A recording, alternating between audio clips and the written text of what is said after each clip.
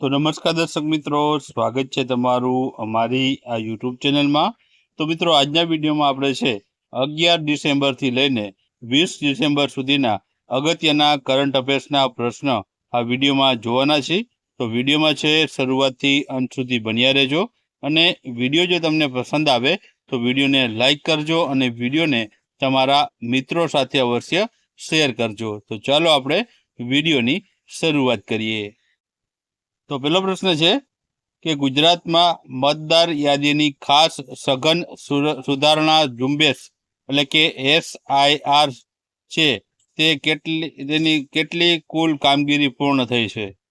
તો આમાં જવાબ આવશે ઓપ્શન બી, 98.19% જેટલી કામગીરી છે તે પૂર્ણ થઈ ગઈ છે।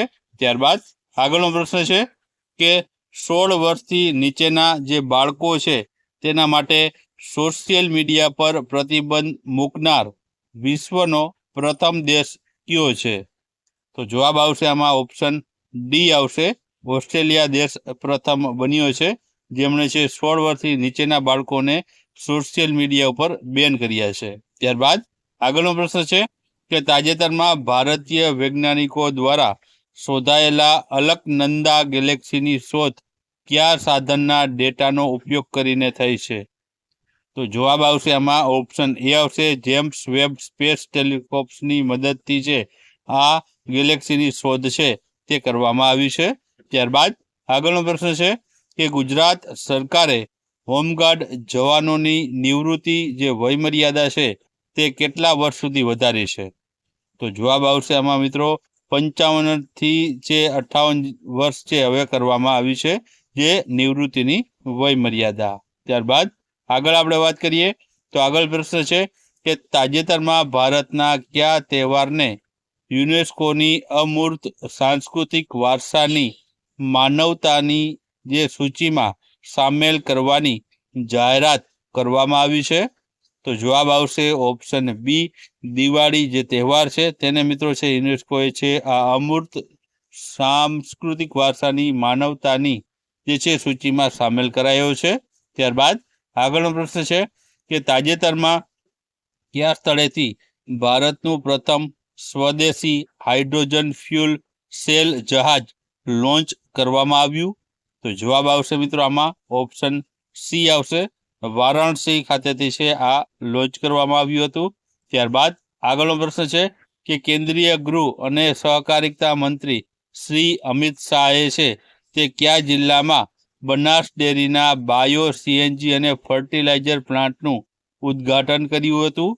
તો જવાબ આવશે ઓપ્શન એ આવશે, વાવ થરાદ જિલ્લામાં છે આનું ઉદ્ઘાટન છે અમિત શાહ દ્વારા કરવામાં આવ્યું હતું। ત્યારબાદ સ્પેશિયલ ઇન્ટેન્સિવ રિઝર્વેશન એટલે કે SIR પ્રોગ્રામ હેઠળ મતદાર યાદીનું 100% ડિજિટાઇઝેશન પૂર્ણ કરનાર ભારતનું પ્રથમ રાજ્ય કયું છે? તો જવાબ આવશે આમાં ઓપ્શન સી આવશે, રાજસ્થાન રાજ્ય પ્રથમ છે। ત્યારબાદ આગળનો પ્રશ્ન છે કે તાજેતરમાં યોજાયેલ વર્લ્ડ સ્કિલ એશિયા કોમ્પિટિશન 2025માં ભારતે કેટલામો ક્રમાંક મેળવ્યો છે? તો જવાબ આવશે ઓપ્શન બી, 8મો ક્રમાંક ભારતે મેળવ્યો છે। ત્યારબાદ તાજેતરમાં કયા સ્થળે 8થી 12 ડિસેમ્બર 2025 દરમિયાન આંતરરાષ્ટ્રીય પરિષદ સ્કોપિસિસ 2025નું આયોજન કરવામાં આવ્યું હતું? તો જવાબ આવશે આમાં ઓપ્શન સી આવશે, અમદાવાદ ખાતે છે આનું આયોજન છે કરવામાં આવ્યું હતું। ત્યારબાદ આગળનો પ્રશ્ન છે તમિલનાડુમાં આયોજિત FIH hockey men's junior world cup 2025માં ભારતે કયો મેડલ જીત્યો છે? તો જવાબ આવશે આમાં ઓપ્શન બી આવશે, ભારતે આમાં બ્રોન્ઝ મેડલ જીત્યો છે। ત્યારબાદ કયા દેશમાં માર્ચ 2026 પ્રથમ કોમનવેલ્થ ખોખો ચેમ્પિયનશિપનું આયોજન કરવામાં આવશે? તો જવાબ આવશે ઓપ્શન એ આવશે, ભારત દેશમાં છે આનું આયોજન કરવામાં આવવાનું છે। ત્યારબાદ આગળનો પ્રશ્ન છે કે તાજેતરમાં કોને ગુજરાત ઇલેક્ટ્રિસિટી રેગ્યુલેટરી કમિશન એટલે કે GERCના અધ્યક્ષ તરીકે નિમણૂક કરવામાં આવી છે? તો જવાબ આવશે આમાં ઓપ્શન બી આવશે, શ્રી પંકજ જોશીની છે તે નિમણૂક કરવામાં આવી છે. ત્યારબાદ તાજેતરમાં કયા સ્થળે વૈજ્ઞાનિકા સાયન્સ લિટરેચર ફેસ્ટિવલનું આયોજન કરવામાં આવ્યું હતું? તો જવાબ આવશે આમાં ઓપ્શન સી આવશે, નવી દિલ્હી ખાતે છે આનું આયોજન થયું હતું. ત્યારબાદ આગળનો પ્રશ્ન છે કે એઆઈ ફોર ગુડ ગવર્નન્સ વિષય પર એક પ્રાદેશિક સંમેલન ક્યાં યોજાયું હતું? તો જવાબ આવશે ઓપ્શન એ, ગાંધીનગર ખાતે છે આ જે છે સંમેલન યોજાણું હતું. ત્યારબાદ રાજસ્થાનના અલવર જિલ્લામાં આવેલ સિલીસર તળાવ અને છત્તીસગઢના બિલાસપુર નજીક કોપરા જલાશયને રામસર સાઇટ જાહેર કરાઈ, તો હવે કુલ કેટલી રામસર સાઇટ થઈ છે? તો જવાબ આવશે ઓપ્શન સી આવશે, 96 જેટલી રામસર સાઇટ હવે ભારતમાં આવેલી છે.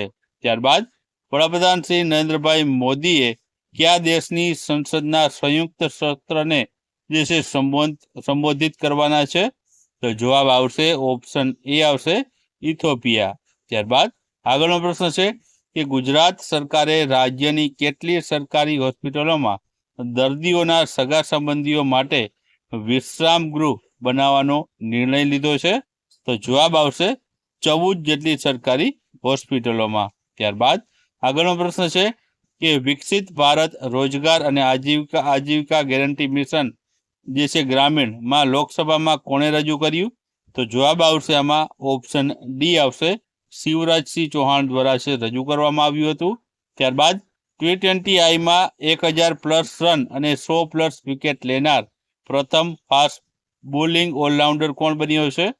તો જવાબ આવશે ઓપ્શન એ, હાર્દિક પાંડ્યા બન્યો છે. ત્યારબાદ તાજેતરમાં કયા સ્થળે 15મા આંતરરાષ્ટ્રીય સેન્ડ આર્ટ ફેસ્ટિવલનું આયોજન કરવામાં આવ્યું હતું? તો જવાબ આવશે ઓપ્શન બી, ઓડિશા ખાતે આનું આયોજન થયું હતું. ત્યારબાદ આગળનો પ્રશ્ન છે કે કઈ શાળાએ ગ્રીન સ્કૂલ એવોર્ડ 2025 જીત્યો છે? તો જવાબ આવશે ઓપ્શન ડી, જીવરાજના મુવાડા પ્રાથમિક શાળાએ છે આ એવોર્ડ જીત્યો છે.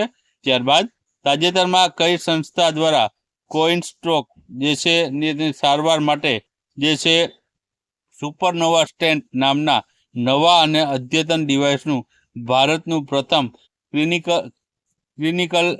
ક્લિનિકલ ટ્રાયલ હાથ ધરવામાં આવ્યું છે? તો જવાબ આવશે ઓપ્શન બી આવશે, તે છે એમ્સ દિલ્હી ખાતે.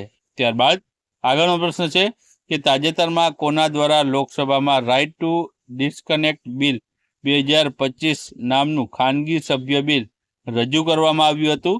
તો જવાબ આવશે આમાં ઓપ્શન એ, સુપ્રિયા સુલે દ્વારા. ત્યારબાદ આગળનો પ્રશ્ન છે કે તાજેતરમાં કોણે 14 ડિસેમ્બર 2025ના રોજ પોરબંદરના સ્પોર્ટ્સ સંકુલ ખાતે સાંસદ ખેલ મહોત્સવનો પ્રારંભ કરાવ્યો હતો? તો જવાબ આવશે option D, doctor Mansukhbhai Mandaviya દ્વારા. ત્યારબાદ વિશ્વની સૌથી ઊંચી પ્રતિમા સ્ટેચ્યુ ઓફ યુનિટીના મુખ્ય શિલ્પકારનું નિધન થયું છે, તો તેનું નામ શું છે? તો જવાબ આવશે ઓપ્શન એ, રામ સુતાર છે તેનું નામ રહેલું છે.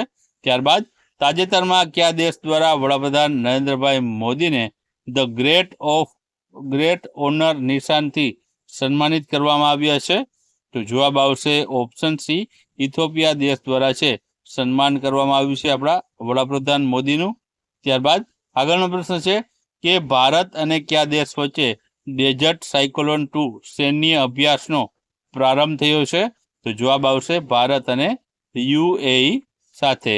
ત્યારબાદ આગળનો પ્રશ્ન છે કે તાજેતરમાં કઈ સંસ્થામાં ઇન્ડિયા કી ખોજ જે કાર્યક્રમ છે તે યોજાયો હતો? તો જવાબ આવશે ઓપ્શન ડી આવશે, IIT ગાંધીનગરમાં. ત્યારબાદ ભારતે કેટલામી વખત WSF સ્ક્વોશ વર્લ્ડ કપનું ચેમ્પિયન બન્યું છે?